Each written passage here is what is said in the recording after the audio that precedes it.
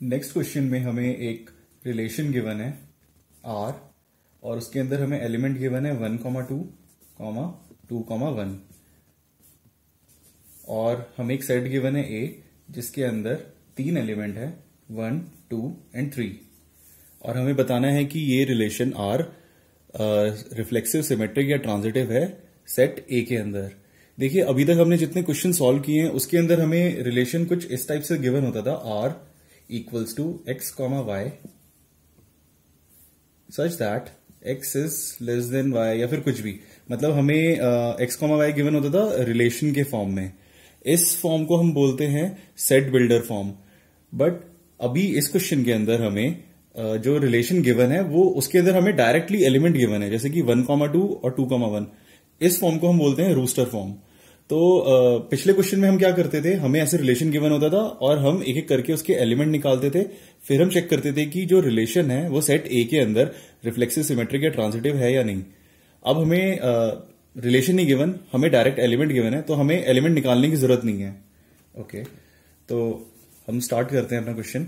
हमें क्वेश्चन में relation given है 1, 2 और 2, 1 और हमें सेट गिवन है 1, 2 और 3 और हमें बताना है कि ये रिलेशन सेट ए के अंदर रिफ्लेक्सिव है, सिमेट्रिक है या ट्रांजिटिव है। तो सबसे पहले हम चेक करेंगे रिफ्लेक्सिव के लिए।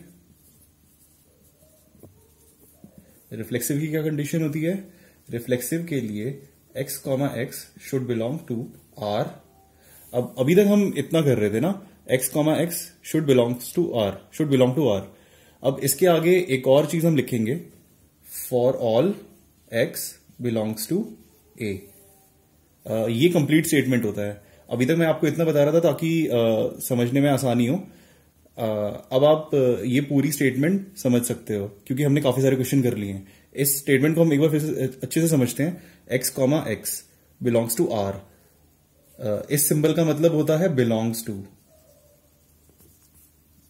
मतलब कि x, x ये जो एलिमेंट है ये रिलेशन के अंदर होना चाहिए। ये जो सिंबल है इसका मतलब होता है फॉर ऑल,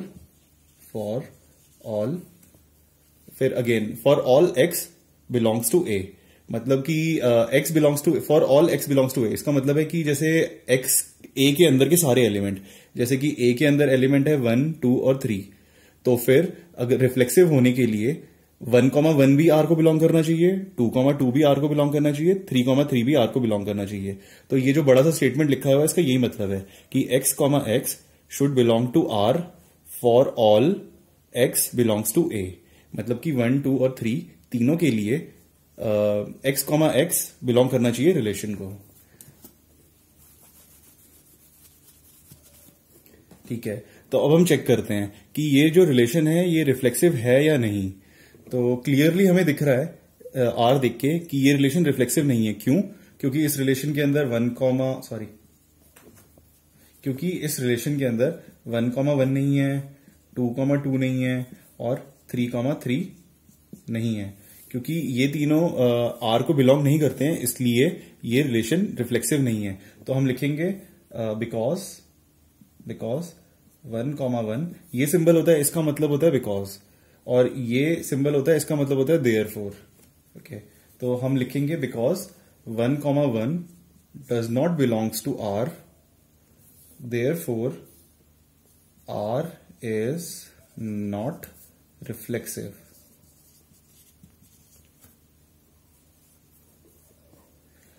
अब हम चेक करेंगे कि क्या ये रिलेशन सिमेट्रिक है या नहीं।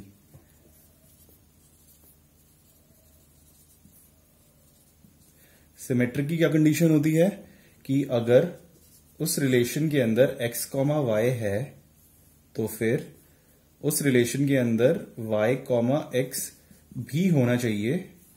फिर अगेन हम इसके आगे और ऐड करते हैं, for all x, y belongs to a। नहीं, इसको ऐसे नहीं लिखेंगे, इसको हम ऐसे लिखेंगे, मतलब सेट में नहीं लिखेंगे, इसको हम ऐसे लिखेंगे, for all x and y belongs to a। मतलब कि हर x और y जो a को बिलोंग करते हैं उसके लिए x, y अगर r को बिलोंग करता है तो y, x भी r को बिलोंग करना चाहिए। ये सिमेट्रिक की कंडीशन होती है। तो अब हम चेक करेंगे कि क्या हमारे जो क्वेश्चन के अंदर रिलेशन गिवन है वो सिमेट्रिक है या नहीं। तो हम देखते हैं। देखिए इसके अंदर 1,2 गिवन है, 1,2 है वो R को बिलोंग करता है और 2,1 भी R को बिलोंग करता है, इसलिए ये रिलेशन सिमेट्रिक है।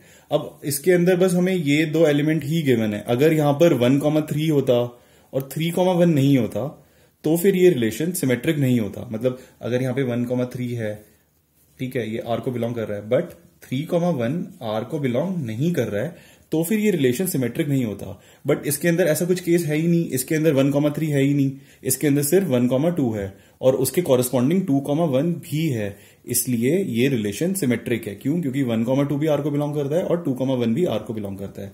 तो इसलिए हम लिखेंगे therefore R is symmetric. Okay,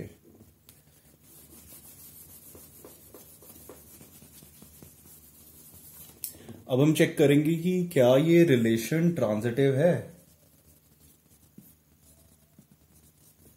तो ट्रांजिटिव की कंडीशन होती है कि अगर x, y बिलोंग करता है R को एंड y, z बिलोंग करता है R को, तो इसका मतलब है कि x, z मतलब ये और ये भी बिलोंग करनी चाहिए R को।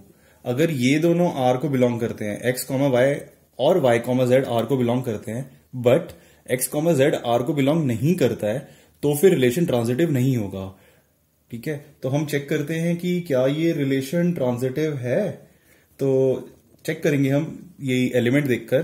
देखिए इसके अंदर 1,2 है, बिलोंग करता है R को, 2,1 भी R को बिलोंग करता है। तो देखते हैं, इसको मान लेते हैं हम, 1 को x मान लेते हैं, 2 को इधर y मान लेते हैं, और इधर 2y हो गया और 1 को हम z मान लेते हैं। मतलब इस केस के अंदर x is equals to y हो गया। ठीक है, इस केस के अंदर यहां पे मैं लिख देता हूं x is equals to z, sorry x is equals to z हो गया। तो देखिए 1,2 है, 2,1 है, बट इसके अंदर 1,1 नहीं है ना। मतलब जब जिस केस के अंदर अगर x z के बराबर हो जाएगा तो 1,1 R को बिलोंग नहीं कर रहा है ना। 1,2 R को बिलोंग कर रहा है, 2,1 R को बिलोंग कर रहा है, बट 1,1 R को बिलोंग नहीं कर रहा है। Therefore R is not transitive.